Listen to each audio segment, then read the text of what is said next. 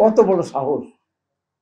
ঢাকা বিশ্ববিদ্যালয়, যেখান থেকে আমাদের বাংলা ভাষার সূত্রপাত হয়েছিল ঢাকা বিশ্ববিদ্যালয়ের ছাত্রদের দিয়ে, যেখান থেকে আমার 62, 66, 69, 70, 71 স্বাধীনতা যুদ্ধে হাজার হাজার ছাত্ররা দুর্দম্শ জীবন দিয়েছে, যে ঢাকা বিশ্ববিদ্যালয় চত্বর থেকে আমরা 90 সালে আন্দোলন করে এর সাথে উৎখাত করেছে, সেই ঢাকা বিশ্ববিদ্যালয় আজকে ইসলামী ছাত্র হিসেবে আত্মা করতে চায়।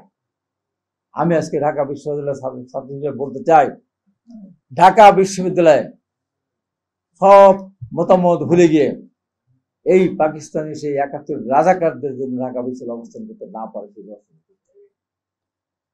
একটা মেয়ের কথা শুনে আমার খুব ভালো লেগেছে, কষ্ট লেগেছে। সে বলেছে ফ্যাসিস্টকে উৎখাত করেছি রাজাকারের চেহারা দেখার জন্য না, আওয়ামী লীগ উৎখাত করেছি রাজাকাররা দেশ শাসন করবে সেই জন্য না। কি মনে করেছেন? আজকে বিএনপির দিকে আঙ্গুল তোলা। এই যে লন্ডন বৈঠক যখন হয়েছিল, সব দল জাতীয় ঐক্যমত্য কমিশনের মিটিং এ গিয়েছিল, এনসিপিও গিয়েছিল, যায়নি শুধু জামাত। কি তারেক রহমান কে, কেন তার সাথে যৌথ বিবৃতি দেওয়া হবে? তারেক রহমান কে এখন বুঝেন।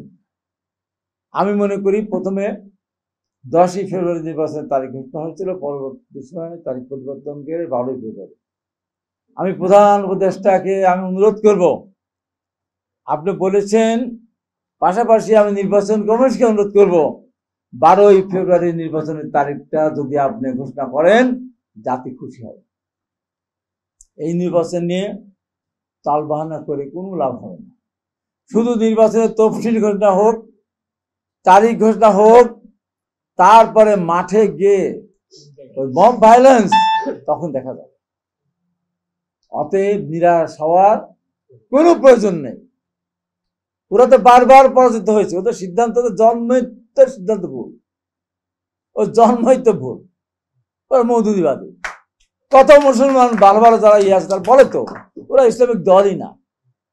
ওর বাড়ির পাশে যদি একটা লোক না খেয়ে মারা যায়, ক্যান্সার হয়ে বা কিডনি আক্রান্ত হয়ে বহুদিন পড়ে থাকে, দেখতেও যায় না।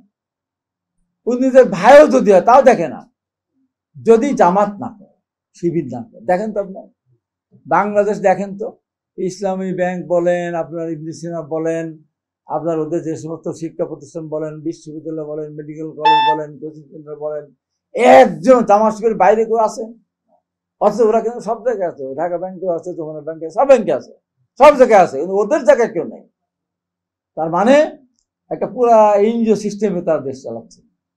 তাদের কত ফারুক ভাই 5-7% সমর্থক ছিল, এখন তারা মনে করছে যতদিন যাবে বিএনপির বিরুদ্ধে নানান কুৎসারটা হবে, বিএনপি চাঁদাবাজি করে, দখলবাজি করে, বিএনপি নিজের মারামারি করে, যতদিন যাবে বিএনপির অবস্থা খারাপ হবে, এরপরে নির্বাচনে আমরাই ক্ষমতা যাবো। তো বলেন তো কত বছর লাগবে তাতে? 5 বছর? আমরা 10 বছর? তাও ক্ষমতা যাবো। 100 বছর অপেক্ষা করলেও বাংলাদেশের রাষ্ট্রীয় ক্ষমতা জামাত যাবে না।